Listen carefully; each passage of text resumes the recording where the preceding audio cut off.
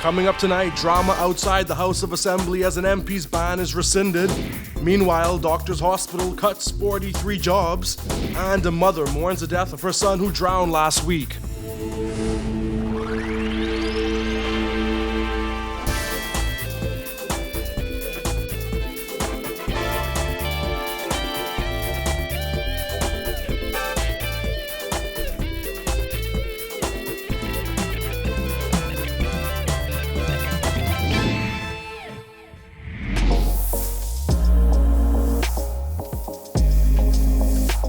Our News is brought to you by Alive. Welcome to Our News and thanks for joining us. I'm Jared Higgs. Topping news tonight, scores of Progressive Liberal Party supporters showed up outside the House of Assembly this morning for what was expected to be a showdown in Parliament after Anglican MP Hannah Martin was barred from entry by the Speaker of the House. That crowd was greeted by dozens of heavily armed police officers after they were blocked from entering Parliament Square. Bethany McDermott was there and filed this report. Offensive and disturbing is how Anglican MP Hannah Martin described that letter sent from the House Speaker indicating that she could not return to Parliament until she issued an apology for statements made at a previous sitting. Now that statement has since been rescinded, but according to Hannah Martin, there seems to be a pattern.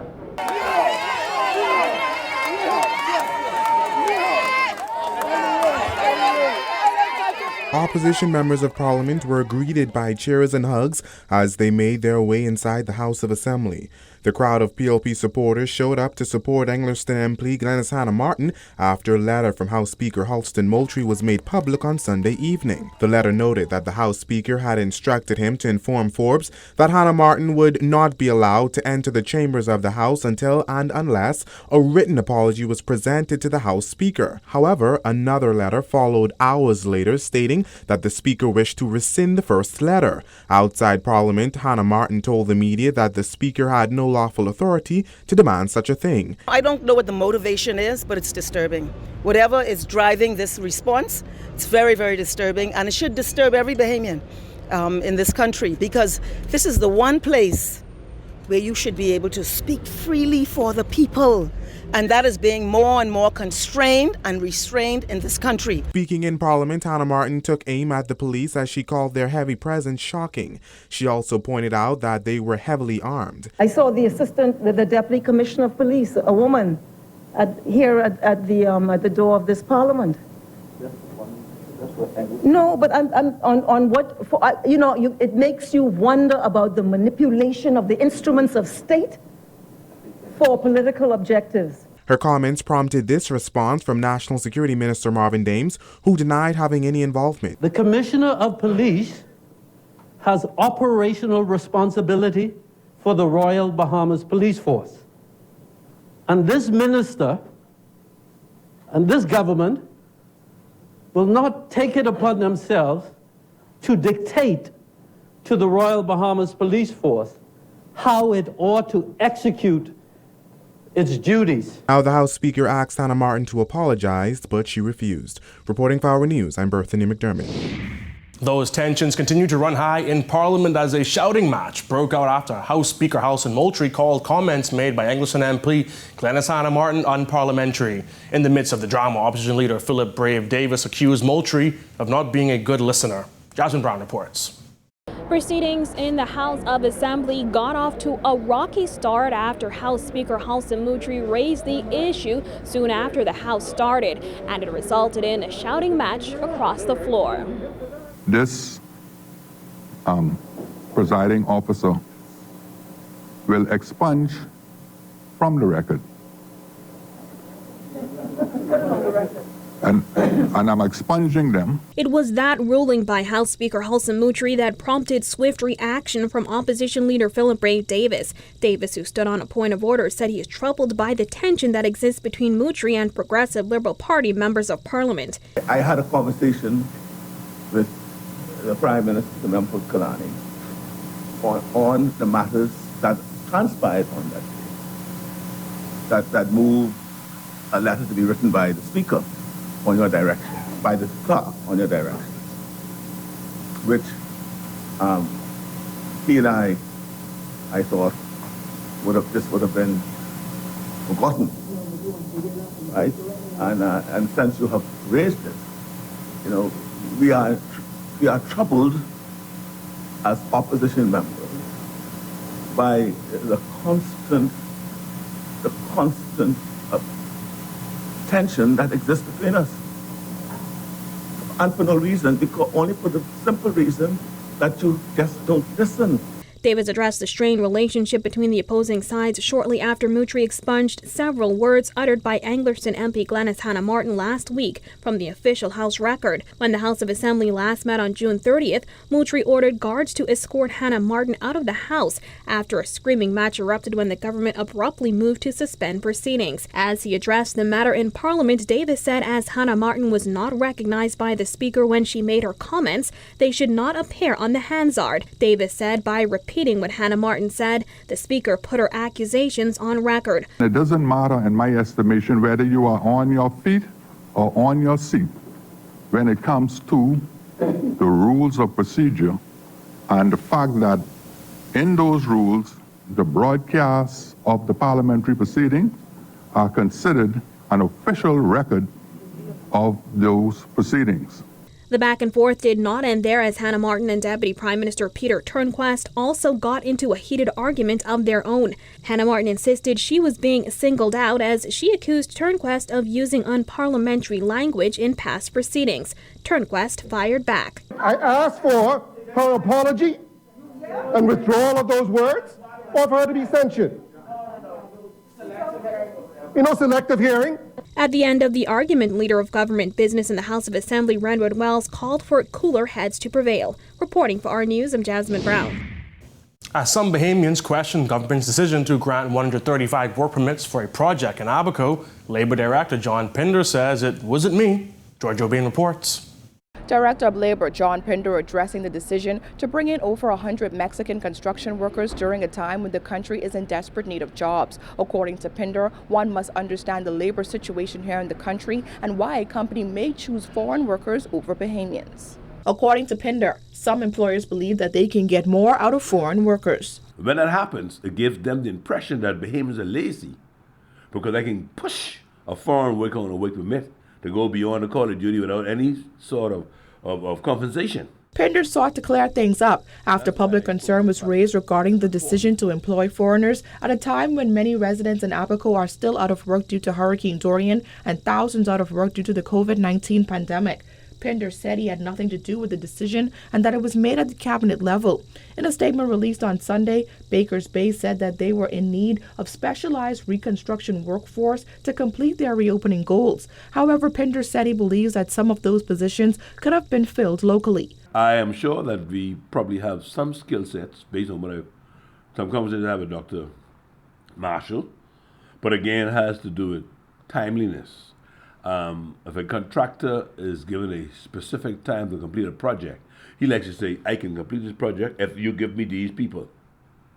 You see? And so they would much rather bring Mexicans or Chinese or some other nationality who they figure they control because they get that labor certificate.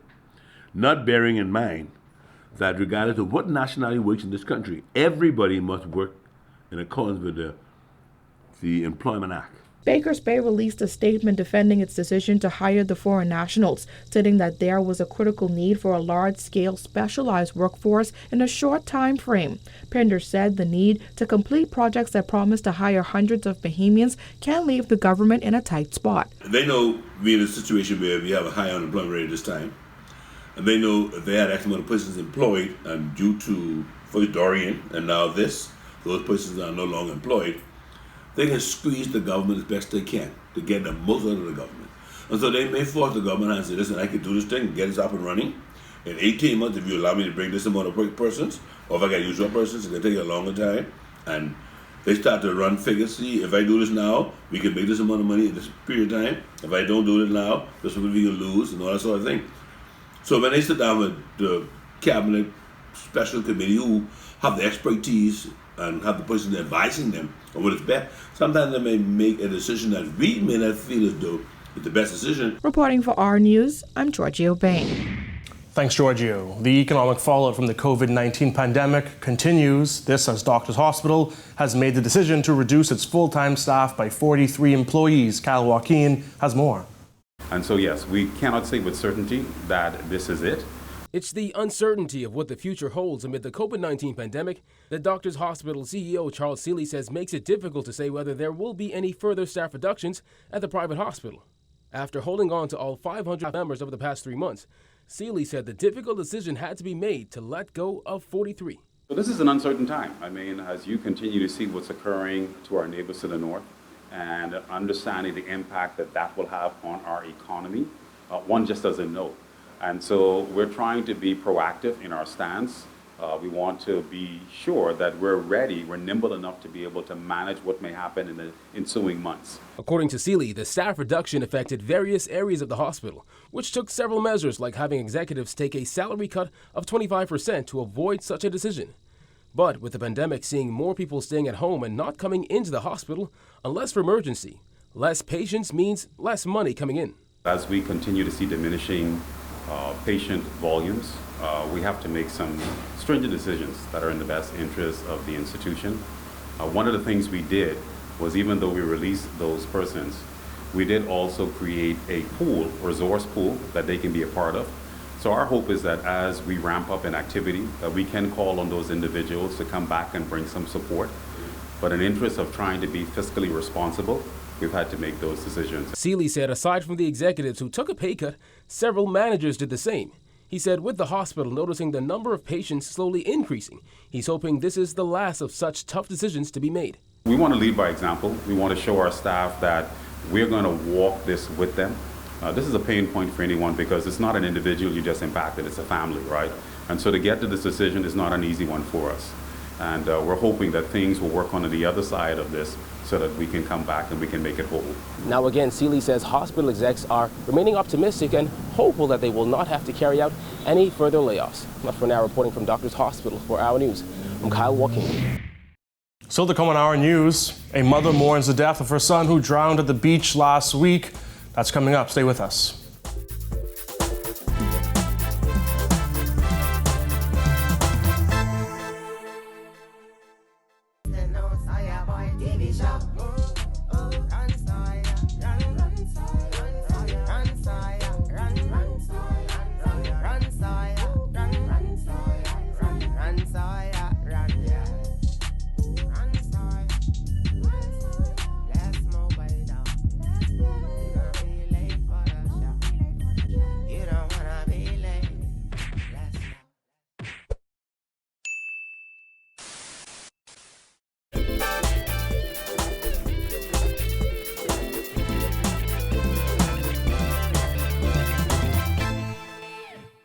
Jamal Ambrister and Marcelo McKenzie were charged in the magistrate's court today with the June 28th murder of Godfrey Sawyer.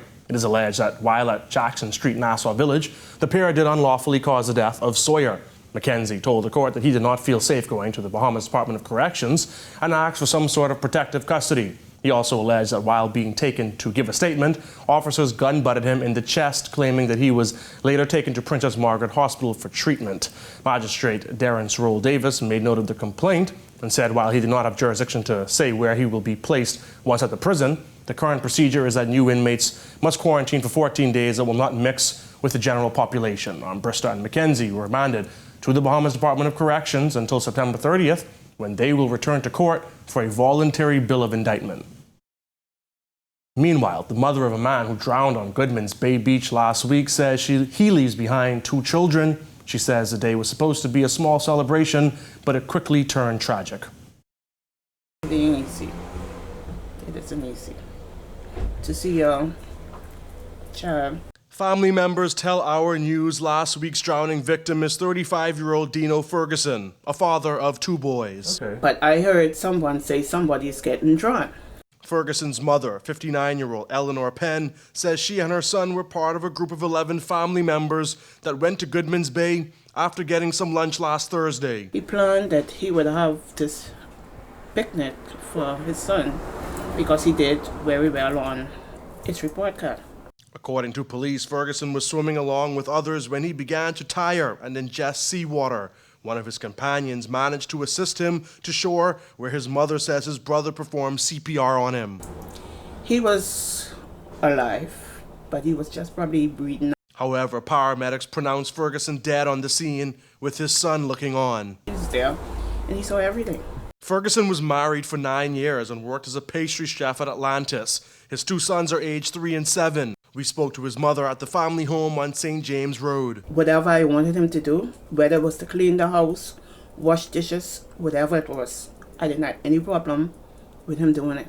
And he was 35 years old. Penn says she is heartbroken by her son's death. Despite a small drinking and smoking habit, she says he was a good man. She described him as hardworking and a committed father. Always a person willing to work, always. He wasn't dependent on nobody to give him nothing. If he don't have it, you're not going to know. If he have it, you're going to know. Living with her chef son, the woman says she got used to him handling the kitchen. I haven't cooked for 9 years. Whether you believe it, because of him. Now, she's only left with memories. And he's going to be missed. When Our News comes back from the break, Doctors Hospital introduces same-day testing.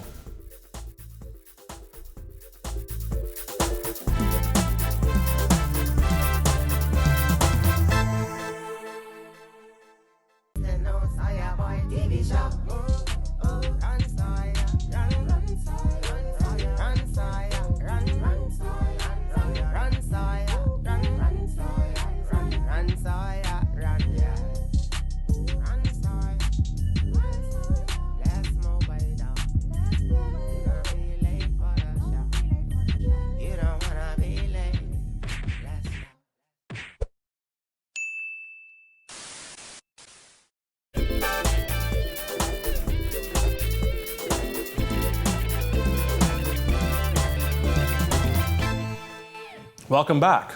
Doctors Hospital taking a huge step in the fight against COVID-19 here in the Bahamas, introducing same-day testing where results can be given in as little as 6 hours. The hospital's chief medical officer, Dr. Sheena Antonio Cawley, says the hospital saw the need to expand its PCR testing capacity, where they can now conduct up to 400 tests per day. As you know, PCR is the gold standard for diagnosis of the virus that is responsible for COVID-19. And so we have expanded that capability in order to facilitate highly efficient, quality, safe, and quick testing in our country. So we've introduced the Nimbus, which is the name of the instrument that will facilitate this testing. And we're able to do same-day testing in a matter of hours. Usually it can take anywhere between 2 days or up to a week to get results for your COVID-19 test. Doctors Hospital Laboratory Manager Harriet Lundy said while the Nimbus produces faster results, there's no need to question its accuracy. So when we decided to go with the C-gene Nimbus, we looked at the specificity and sensitivity of the assay that we were going to use, and the Alplex is quoting a 99.9% specificity and accuracy.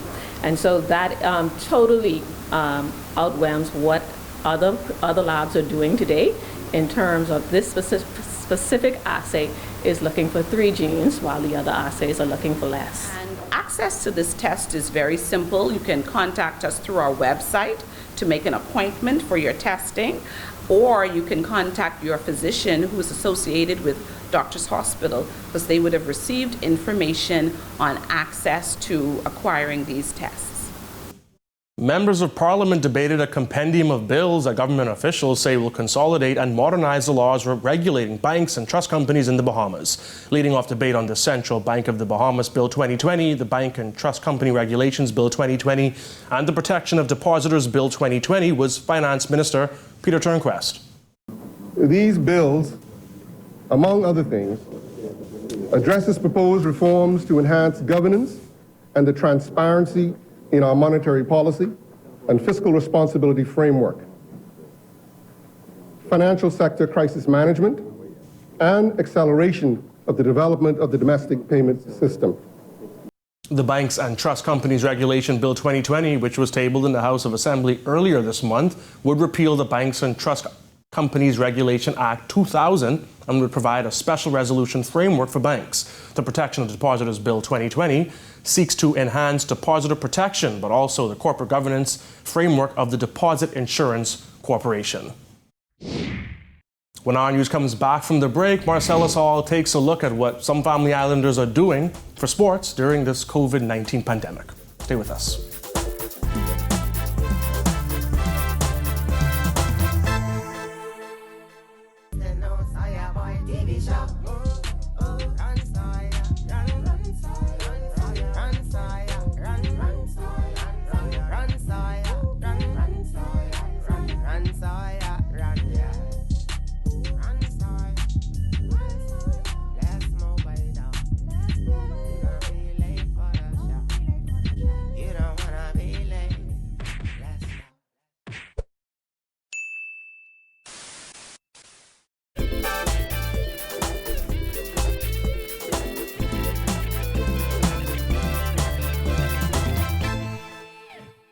Family Island sports looking to get back on track. One local coach is ready to hit the ground running.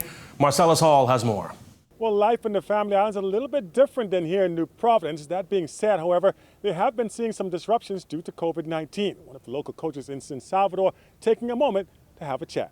The island of San Salvador, like other islands in the country, looking to bounce back to a sense of normalcy. Longtime coach Stephen Brown says the isolation period tough on the young athletes. It wasn't good for a lot of the youngsters, and they was kind of tied up and couldn't get out to play and participate.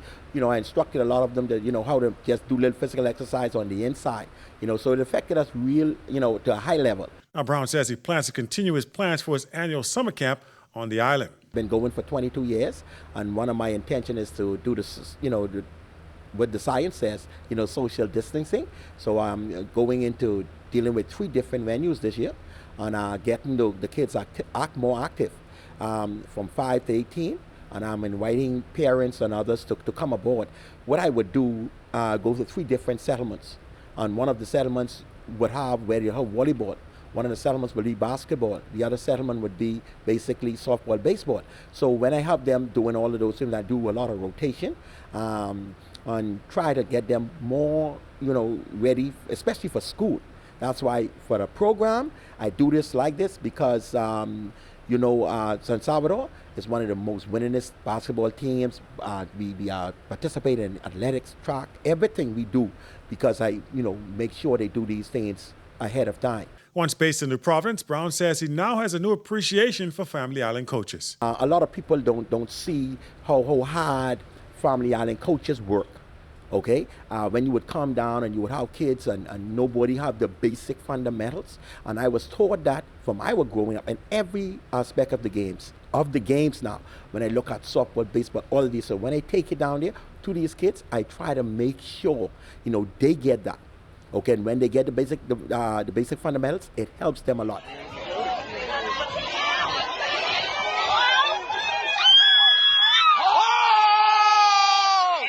So Brown says, watch out, San Salvador will continue to make a mark. Reporting for our news, I'm Marcellus Hall.